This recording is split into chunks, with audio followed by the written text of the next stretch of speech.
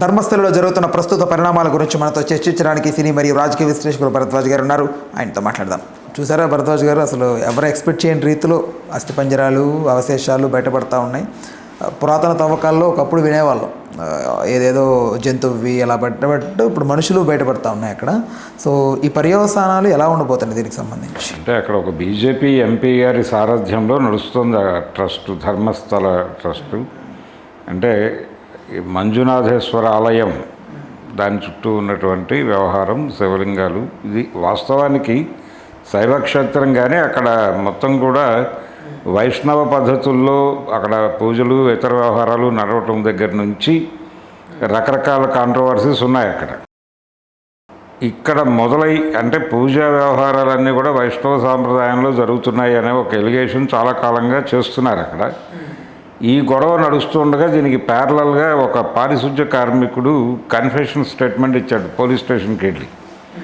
అతను ఇచ్చిన కన్ఫెషన్ ఏంటంటే, నేను అక్కడ పనిచేస్తున్న రోజుల్లో చాలా దారుణాలు చేశాను, అది ఎక్కడో చోట అంగీకరించాలి, నేరం జరిగింది నా వైపు నుంచి, నేను ఎవరికి చెప్పకుండా దాచేసుకోవటం అనేది నేరంగా భావిస్తున్నాను, కాబట్టి ఈ నేర అంగీకార వాంగ్మూలాన్ని మీరు రికార్డు చేసుకోండి, రిజిస్టర్ చేసుకోండి, దీని ఆధారంగా పరిశోధనలు చేసుకోండి, అది మీ ప్రాబ్లం, నేనైతే మీకు చెప్పేస్తాను మొత్తం, నా చేత కన్ఫెషన్ స్టేట్మెంట్ రికార్డ్ చేసుకోండి అని అడిగాడు.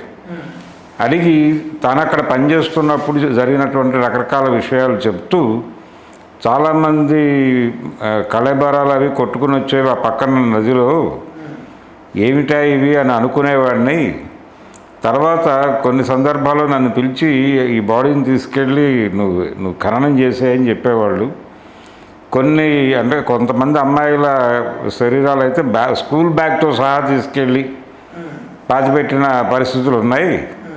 ఇక్కడికి వచ్చేటువంటి అంటే ఈ ఆలయ దర్శనకు వచ్చిన కుటుంబాలలో పిల్లలు, అలాగే అక్కడికి వస్తున్నటువంటి రకరకాల మంది ఆడపిల్లలు, వీళ్ళందరూ మాయమైపోయి వీళ్ళ అంటే ఆలయ ట్రస్ట్ నిర్వాహకుల వైపు నుంచి ఇదంతా జరిగింది అనేది ఎస్టాబ్లిష్ అవుతూ, అంటే ఈ పని చేయకపోతే తన ఉద్యోగం పోతుంది అనే భయంతో ఇవన్నీ చేసినట్టుగా చెప్పుకున్నాడు అతను. అయితే చేసేటప్పుడు నా మీద ఈ ప్రెజర్ ఉంది, అధికారుల నుంచి, పై అధికారుల నుంచి నాకు ఈ ప్రెజర్ ఉంది, ఈ ప్రెజర్ వల్ల చేసేసాను నేను అవన్నీ, కానీ ఇవి చెయ్యలేక ఇక నా వల్ల కాక దానిలో నుంచి బయటపడ్డాను. బయటకు వచ్చినప్పటికీ నన్ను ఆ రోజు నేను వాళ్ళకి సహకరించినట్టుగానే భావిస్తున్నాను, నేను కూడా నేరస్తున్నే ఈ కేసుల్లో. చాలామంది ఆడపిల్లలు మిస్ అయ్యారనేటువంటి కేసులు ఉన్నాయి ఆ ఏరియాలో. ఈ కేసులకు సంబంధించి అందులో చాలామంది ఇక్కడ దొరకచ్చు. నేను పాతిపెట్టినటువంటి ఏరియాలు మొత్తం మీకు చూపిస్తా, మీరు దర్యాప్తు చేసుకోండి, ఏమైనా చేసుకోండి, నాకు సంబంధం లేదన్నట్టుగా ఆయన ఒక కన్ఫెషన్ స్టేట్మెంట్ ఇవ్వడంతో ఒక్కసారి ప్రపంచం అంతా ధర్మస్థల వైపు చూసింది. చూసి ఇది ఒక ఆధ్యాత్మిక కేంద్రంగా దీనికి చాలా ఇమేజ్ ఉంది, ఈ ఇమేజ్ ఉన్నటువంటి ఆధ్యాత్మిక కేంద్రంలో ఇవన్నీ జరగటం ఏమిటి అని అందరూ అనుకున్నారు. జరగవు అనుకోవడానికి కూడా ఆస్కారం ఏం లేదు, జరగడానికి అవకాశం డెఫినెట్గా ఉంది. ఎవరైనా సరే ఎలాగైనా ఎప్పుడైనా బిహేవ్ చేయొచ్చు. అందులో దుర్మార్గంగా బిహేవ్ చేస్తూ ఆడపిల్లలను తీసుకెళ్ళి లైంగిక వేధింపులకు గురి చేసి వాళ్ళని చంపేసి తీసుకెళ్ళి పని వాళ్ళతో పాతయించి అక్కడికి మాకేమీ తెలియదని బుకాయించటం అనే కార్యక్రమం నడుస్తోంది అని ప్రపంచవ్యాప్తంగా అనేక మంది మీడియాలో చాలా ఓపెన్గా డెలిబరేట్గా వాళ్ళకు సంబంధించిన అనేక కథనాలు ప్రసారం అయిపోయినాయి. ఈ ప్రసారం అవుతున్న దశలో ఆలయ ప్రతిష్టకి భంగకరంగా ఈ వార్తలన్నీ సర్క్యులేట్ అవుతున్నాయని అక్కడ local MP, Bharatiya Janata party MP Virendra Hegde, ఆయన తమ్ముడు వీళ్ళిద్దరూ కూడా రియాక్ట్ అయ్యి కోర్టుకు వెళ్ళి కేసు వేశారు. ఇది మీడియా మీద. అంటే దాదాపు 8,000 లింకులు వాళ్ళు కోర్టుకు సబ్మిట్ చేశారు.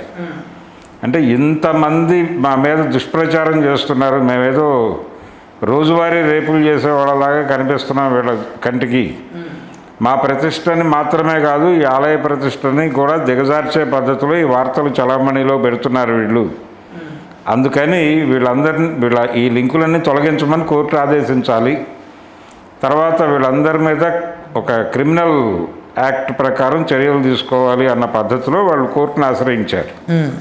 అయితే దీని మీద పైకోర్టుకు అప్పీల్కి వెళ్ళారు మిగిలిన వాళ్ళు. వెళితే హైకోర్టు చాలా స్పష్టంగా చెప్పిన జడ్జిమెంట్ ఏంటంటే, నిజం తెలియాల్సిన అవసరం ఉంది, తెలుసుకోవాల్సినటువంటి అవసరం ఉంది, జనాలకి చెప్పాల్సిన అవసరం ఉంది.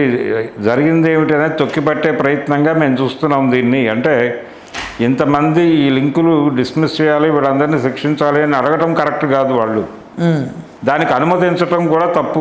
కింది కోర్టు చేసింది తప్పే నిర్ణయం. కాబట్టి ఈ యూట్యూబ్లు, ఈ లింకులు, వీళ్ళ మీద శిక్షలు వేయటం, చర్యలు తీసుకోవడం, ఇలాంటి పనులు చేయటం వాక్ స్వాతంత్రానికి, భావ ప్రకటన స్వేచ్ఛకి వ్యతిరేకంగా జరుగుతున్న పనిగానే నేను చూస్తాను అని కోర్టు చాలా స్పష్టంగా చెప్పేసింది. చెప్పేసి దీని మీద సమగ్రమైనటువంటి దర్యాప్తు, విచారణ జరగాలని కూడా చెప్పింది. కాబట్టి ఇప్పుడు మీడియాని కంట్రోల్ చేయాలి అని బీజేపీ ఎంపీ గారు చేసినటువంటి ప్రయత్నం వీగిపోయింది. వీగిపోవడం మాత్రమే కాదు, ఇప్పుడు ధర్మస్థలలో ఆ పారిశుధ్య కార్మికుడు ఇచ్చినటువంటి స్టేట్మెంట్, అతని కన్ఫెషన్ స్టేట్మెంట్ ఆధారంగా అక్కడ తవ్వకాలు జరిపారు, కొన్ని చోట్ల దొరికాయి, కళేబరాలు దొరికాయి, వాటిని బయటకు తీస్తున్నారు. గతంలో వచ్చిన కంప్లైంట్స్తో పోల్చి చూస్తున్నారు.